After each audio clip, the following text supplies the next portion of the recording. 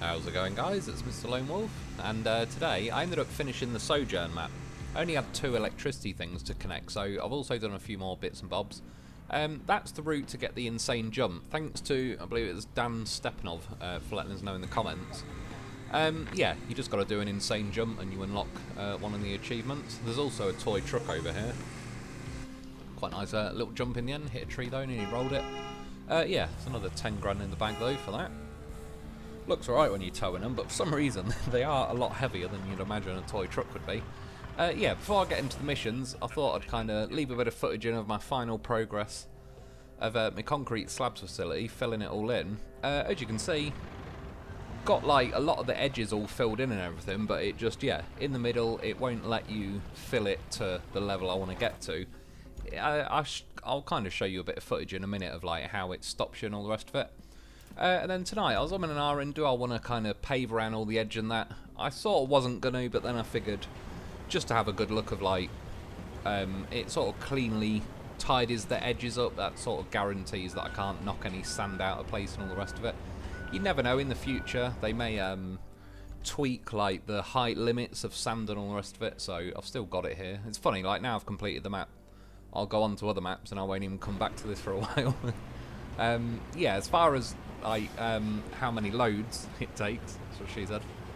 Yeah, well over 1,000, like 1,000 bare minimum with the bicycle as well, so it'd be probably 2,000 with this.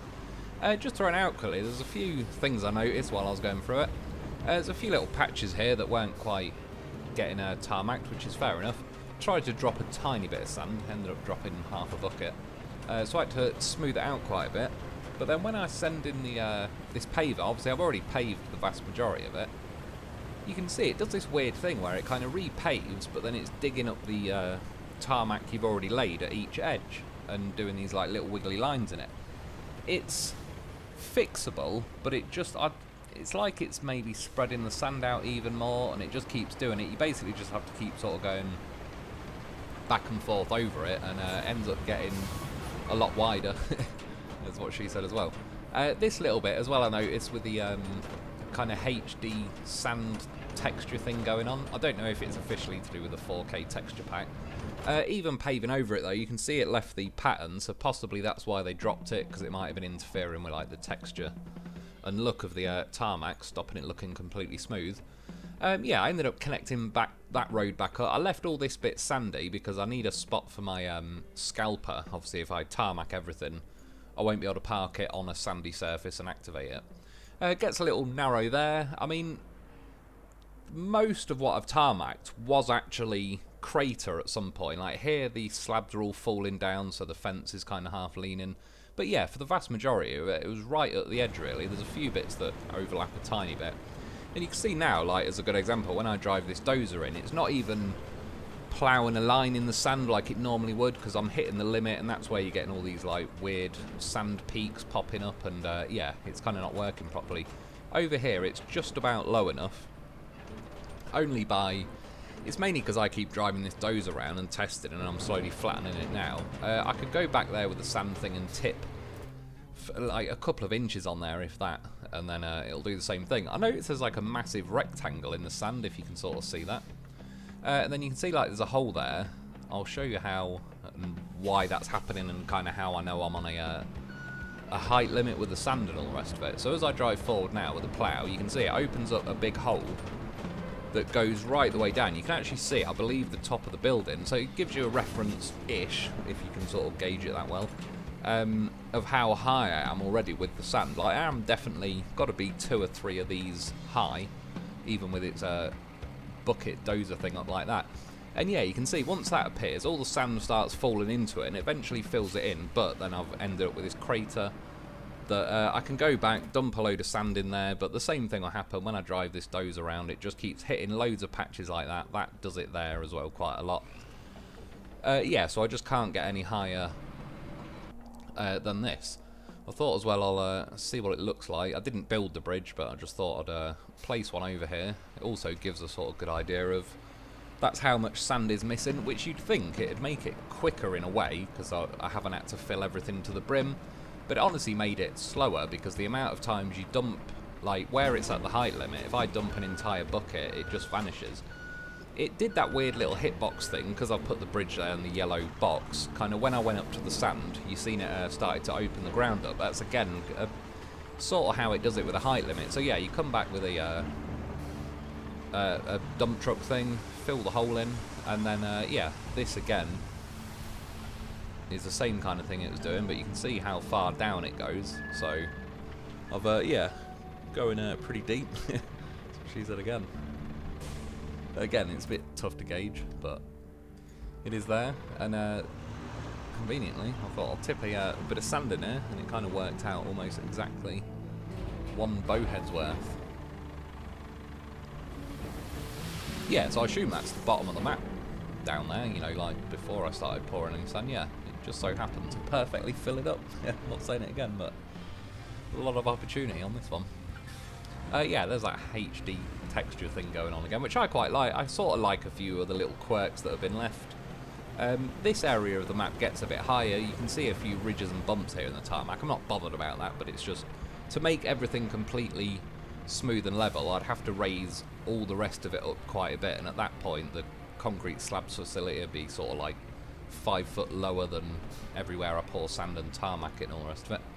Got it as neat as I could around that fence. Yeah, like I say though, for the most part, I didn't want to unduly pour sand over like the outside edge, because I didn't really need to do that. So pretty much everything within reason that has been tarmacked is used to be a giant crater. Which, yeah, at the end of last week's live stream, I got stuck in there because there's just too many invisible annoying hitboxes. And obviously I'm not recommending this as a thing. Like, yeah, it took easily 1,000 bicycle dump trucks worth. I probably spent, God knows, I'd imagine in the region of 30 to 40 hours, probably, messing around with it. Yeah, there's a quick look with the crane. And then now, onto the missions, which, to be fair, were only 2 reconnect and electricity missions. Reboot the local pumping station and recommission the Riverside gas holder. So I cut most of these out because it is just laying the cable, but I'll show a few bits that, yeah, might kind of confirm it's a decent route. So I'm setting off from the steel beams facility because that's got one hooked up, basically following along the rail tracks, and I assume that's why there is these like sand-swept sand dunes randomly over the track, so you can cross over with a cable layer without it obviously saying like you can't break through that surface or whatever. And then yeah, the second one's down there, so basically going to mostly follow that AI route, loop down there, across there, and connect that one up. Sort of 2 in 1 really. I recovered a cable layer thing, and I was like, oh bollocks, I've recovered the rusty one. I wanted to get me freshly painted one. I don't know if it's that much faster, to be honest, but it's got to be better than nothing. Worst case, it looks shinier. Yeah, so get it going, head this way. Like I said, I'll cut ahead for most of it. There was no problems like along here, heading to that first flag, turning left, going down the train tracks, and Kelly pops up.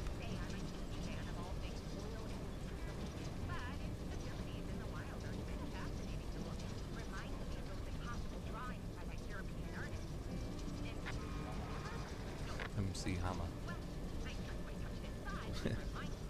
Making jokes.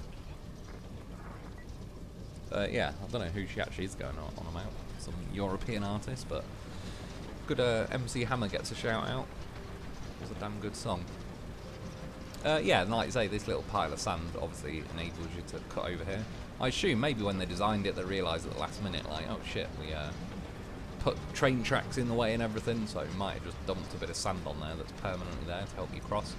Someone was saying as well, if you lay your own road, like with sand, you can lay cables through it, so in theory, even places that are like solid rock, you could in theory pour a load of sand over it and then go that way anyway.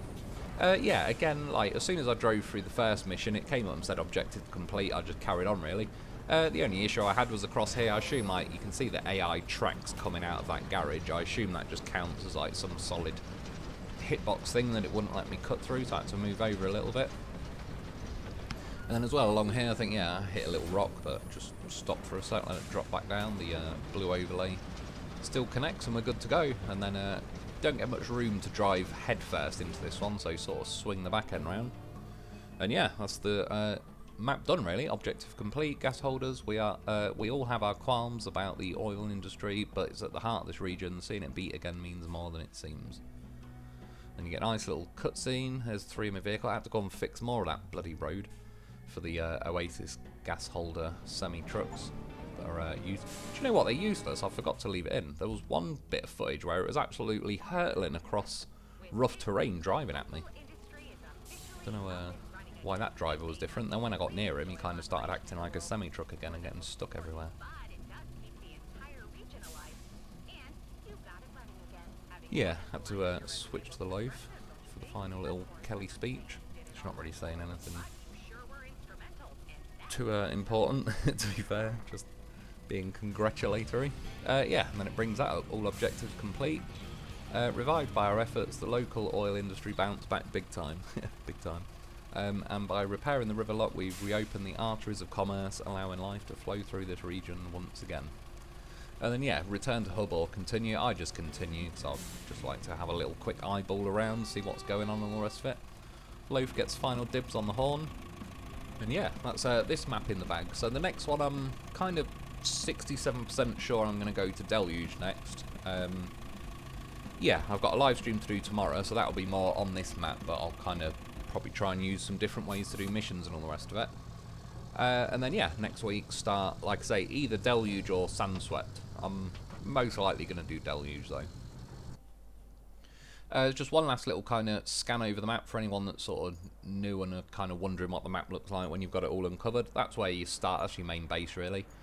Some resort down there, orange farm there. There's the concrete plant, that's what I've filled in with sand and all the rest of it. And then this side, you've got river base, steel mill, oil pump, sinkhole, cast, collapse. There's the Blue Water Yacht Club and the port in the bottom right-hand corner. Yeah, 5 out of 8 done. Funnily enough, though, when I go over to my stats, it says I've done about 103 out of 284 missions, so I'm only really in the bottom left now. I'm only really, like, just over a third of the way through, apparently, according to the rate of missions anyway. And then I was going to call it a day there, but I just remembered quickly, I did unlock a new crane. It's not this one. I went to my Incommunicado map, and you see there, it started raining. I had 3 concrete slabs still stuck in the air. One of them just slammed down to the ground when I spawned on the map and I spawned in the crane. So this is the new one, the Epic. I think it was that HWC something or other. Yeah, you get it when you unlock level 15. Pretty good turning circle. It's quite a tight, compact crane, considering, like, when you're driving along and all the rest of it, considering it's got a good boom length to it. It's like, I think it's 60 metres this one, versus 40 with the other one or something. Or, do you know what? I apologise, I can't remember. No, it was 60 tonne instead of 40. Although we'll get to that, because one thing I will say, you can see how short the wheelbase is on this thing. The legs do open quite nice and wide. That's what I said. But it's not got much truck over the front. What these cranes need is another crane leg that pokes out the front and the back of the truck. I have seen cranes in real life have another leg on the front to help it tip in that way. Yeah, I managed to pluck the first concrete slab down, which I've now got 2 left because one fell down. This one, however, even this is the newest crane, so it's taller than the other one, and even then, I'm still pretty far off. So, it's alright, we'll have to tag team it, see what happens. I was going with this crane. I thought, worst case, I could go and buy another one of those, so I've got 2 of the longer cranes. That gives you a little idea there of, like, how much longer the boom arm thing is. HWC 945 is what it's called. Yeah, you can see now, though, I go to pick this crane up, and I did do more than this. Like, I moved it closer and all the rest of it. I shrunk my arm down to as short as I could get. It just instantly tips forward, and yeah, there's no cab, not enough cab sticking out to kind of lever off that or anything. Yeah, it just needs, like, that's what I would personally do. Just put a crane leg on the front and the back, so it's at least got a chance, because the weight and everything of vehicles I don't mind in this game, but obviously when it comes to the cranes, they struggle a bit with the weight. Yeah, I lifted this crane up, and I realised, I didn't do it then, but I realised it actually sort of blink-fired ropes to the cargo, thankfully, when I tipped over. Packed the crane real quick, fired my legs out, retracted them back in, did a roly-poly, and we're back. I was like, you are going to give me this goddamn slab. Game's trying to scam me out of it. And yeah, there was both cranes next to each other again to give you a hint of the height difference, and that you could see the slab kind of up near the camera to give you an idea of how much taller than one crane this slab is stuck in the air. So yeah, thankfully I ended up lifting like this newer crane with the older crane, which doesn't seem to tip as much. Certainly if you've got it angled that way anyway, sideways it'd tip pretty easily because the legs aren't very wide on the older crane. Yeah, so just lining it up, got them like pretty much there. I just need to get the tip of the crane as close as I possibly can. And then yeah, my plan is to switch to the crane that I've got in the air, which will immediately disconnect the ropes and I'll start falling. If you look there, right at the last second, I was switching to the crane, then it switched to the Land Rover. And then when I switched back, I was like, God damn it, it dropped it. So this was like attempt number 3 at this point. Yeah, getting it lined up again, about ready to go, and then go over to the crane, switch. And I was button mashing square to switch to it and try and grab it or whatever. It just enough to tweak the physics. It flipped down, I landed on my side, but I think that crane has earned a cigarette at this point. Yeah, engine not running, but I was like, cool, bagged me slab. That's all I wanted to do, to try and flip this thing. I did sort of manage to... They tip over pretty easily. I was amazed it managed to get down there without tipping in the last second. It gives you an idea. It's like, nope. Tips over again, but I was looking at the camera like, yeah, whatever anyway. Finally got my slab back. Principles restored. Yeah, that is about it for today though. Thanks for watching. Get yourself a loaf because he's goddamn professional, and a crane because that's not bad. And I'll be back soon.